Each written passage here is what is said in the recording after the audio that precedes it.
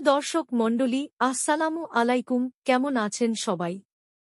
History of Bangladesh and short video channel হতে আপনাদের জানাই প্রাণঢালা একরাশ গোলাপ ফুলের শুভেচ্ছা। লালমিরহাট। আজ আমি আপনাদের নিয়ে চলেছি এক সোনালী সফরে।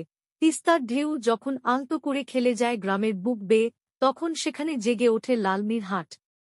এই জেলা শুধু নদী বা সীমান্তের গল্প বলে না, এই মাটির প্রতিটি ঢেউয়ের নিচে লুকিয়ে আছে মায়ের হাতের আদর, বাড়ির উঠোনে পিঠার গন্ধ, আর ধোঁয়া ওঠা হাঁড়ির ভেতর রান্না হতে থাকা প্রিয় মুখের প্রিয় খাবারের গল্প।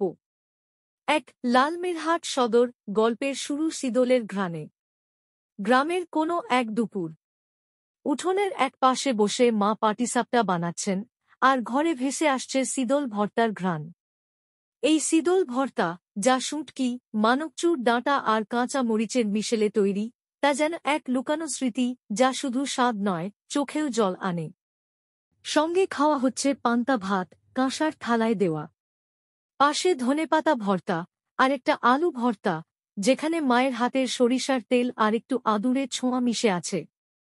দুই আদিতমারি নাপা শাকের মাঠে গ্রামীণ স্বপ্ন। আদিতমারির মাটি যেন আলাদা।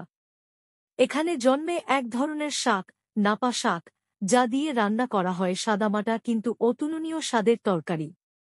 শোলকা আর ধুইঞ্চা শাকও এখানকার রান্নাঘরের নায়ক। ছোট মাছ, একটু সরষা বাটা, আর গ্রামের কুয়োর জল, এই মিশ্রণে তৈরি হয় এমন স্বাদ যা শহরের রেস্টুরেন্টে পাওয়া যায় না। তিন কালীগঞ্জ। তিস্তার পাশে সরিষা ইলিশের কবিতা। তিস্তার পাড়ে বসে হালকা ঠান্ডা বাতাসে খেতে বসলে এক প্লেট সরিষা ইলিশ মানেই যেন শুদ্ধ কবিতা। হলুদ সরিষা বাটা, সরিষার তেল, আর কাঁচা মরিচ, এই তিনেই তৈরি হয় এই স্বাদের জাদু। কালীগঞ্জে ঘরে ঘরে এ খাবারের আলাদা রীতি, আলাদা মমতা। এখানেই মিলবে ভুট্টার রুটি, খেজুরের গুড় দিয়ে মাখানো মাখন মোয়া, যা শীতের সকালের সবচেয়ে বড় আনন্দ। চার হাতিবান্ধা। খেজুর গুড়ের জাদুময় শীত। হাতিবান্ধায় যখন শীত নামে, তখন বাতাসে খেজুর রসের গন্ধ ছড়িয়ে পড়ে। উঠোনে কুয়াশা জমে, আর এক পাশে বয়াম ভর্তি গুড়। সেই গুড় দিয়ে বানানো হয় ভাপা পিঠা, তেল পিঠা, আর দুধ চালের পায়েস। মেজামাই আসলে বাড়িতে বানানো হয় গুড়ের চিতি, ভাপা পিঠা, আর ঢেঁকিতে ছাঁটা চালের নাড়ু, যেন এক আনন্দ উৎসব। পাঁচ পাটগ্রাম। ইফতারের শহর, প্রাণের মহল। রমজান মাসে পাটগ্রামের বাজার যেন এক রঙিন স্বপ্ন। এখানে বিকেল নামলেই সাজে ইফতারের হাট, চিকেন তন্দুরি, ছোট মুরগির গ্রিল, বেগুনি, পেঁয়াজু, লাচ্ছি, বাদাম, জিলাপি, সব খাবারের পসরা।